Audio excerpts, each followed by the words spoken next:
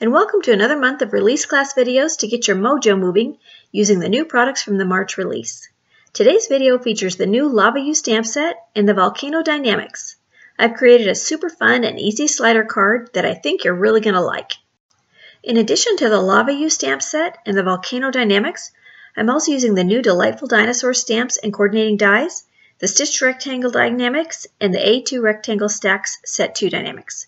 I also used some smooth white, grout gray, and steel gray cardstock.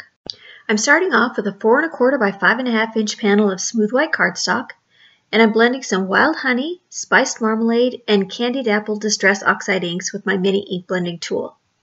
The MFT smooth white cardstock is an amazing surface to work on, and it takes these distress oxide inks like butter. I start with the wild honey, then the spiced marmalade, and then the candied apple. And I go back over the candied apple with another blend of the spiced marmalade, and over the spiced marmalade with the wild honey, just to smooth out the blend between the two colors. And then I die cut the panel off camera with one of the dies from the Stitched Rectangle dies.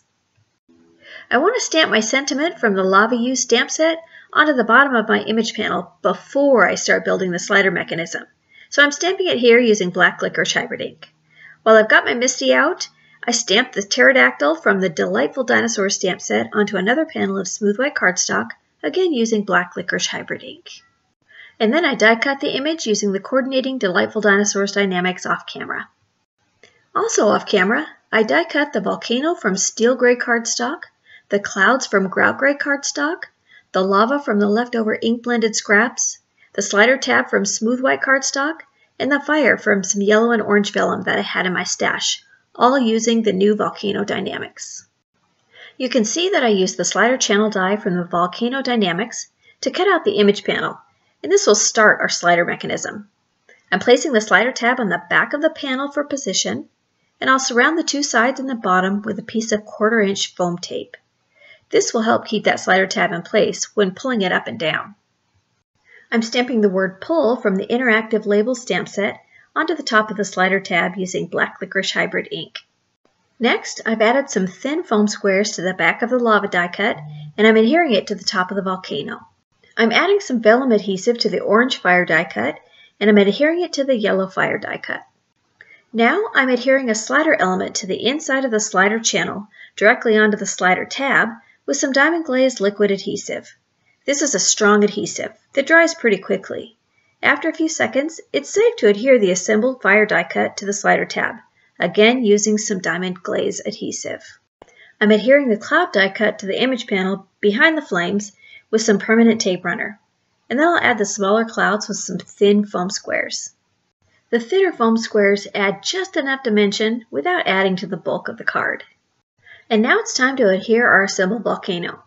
I've added some foam squares to the back of the volcano, and I'm adhering it over the slider channel and flames. Remember to leave the area surrounding the flames clear from any obstructions to make sure it can slide up and down without interference. I wanted to add some realism to my little scene by adding one of the images from the Delightful Dinosaur stamp set. I thought this pterodactyl was perfect. After all, what's a prehistoric volcano scene without some prehistoric critters running around? I'm coloring the pterodactyl with some warm gray Copics. I've placed the cap of each color that I'm using to the left of my image, and I've listed all the colors in the PDF that comes with this month's release class. I've sped up the camera because watching me color is boring. I know you all have better things to do than to watch me color. Now we can assemble our card. I'm scoring a 4 1/4 inch by 11 inch smooth white card base at 5 1/2 inches, and I'm folding it in half.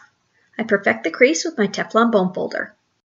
Next, I'm adhering a smooth white panel that I've die cut using the A2 Rectangle STAX Set 2 Die-namics to the card base with some foam squares. I've also added some foam squares to the back of the image panel, and I'm adhering it to the center of the assembled card base. And now I can adhere my pterodactyl to the image panel with another foam square.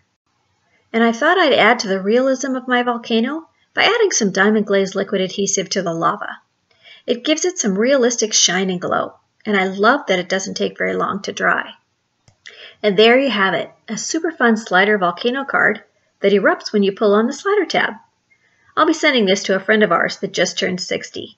Hopefully, he'll see the humor in it. That's it for my video today. I hope you enjoyed it and you'll give this technique a try. Be sure and check out the other release class videos for more great content. And have a beautiful day.